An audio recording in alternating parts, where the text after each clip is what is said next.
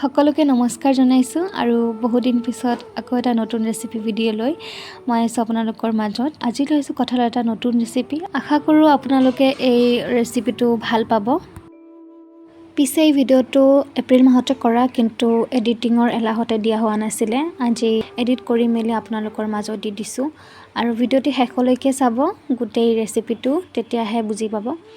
আৰু ঘৰৰে কঁঠাল হয়, মায়ে গৈ কিনে ছিঙি আনিলে। তাৰপিছত কঁঠাল কাটোতে সকলোৱে আচলতে বেয়া পায় কঁঠাল কাটিব, কিন্তু ভাবি চালে সিমান এটা টান কাম নহয়।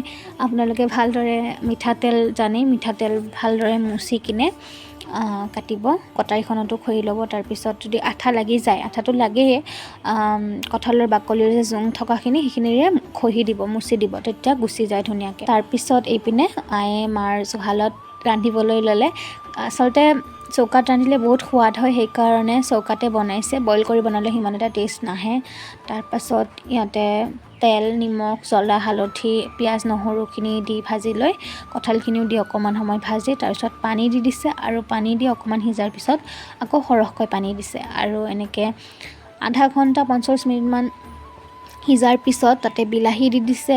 তাৰপিছত কৈছিলোঁ নহয় অলপমান বেলেগকৈ বনাইছোঁ, ইয়াতে মধুসোলেং দিছোঁ, 2 মুঠা দিছোঁ।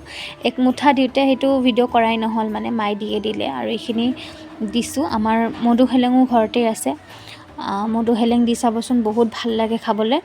তাৰপিছতে এনেকৈ দি প্ৰায় 10 মিনিটমান উতলাব, আৰু আমাৰ কঁঠালৰ তৰকাৰী ৰেডি। প্ৰায় 1.5 ঘণ্টামান লাগিল বনাওঁতে, কিন্তু সঁচাকৈ কৈছোঁ খাবলৈ বহুতেই সোৱাদ হৈছিল।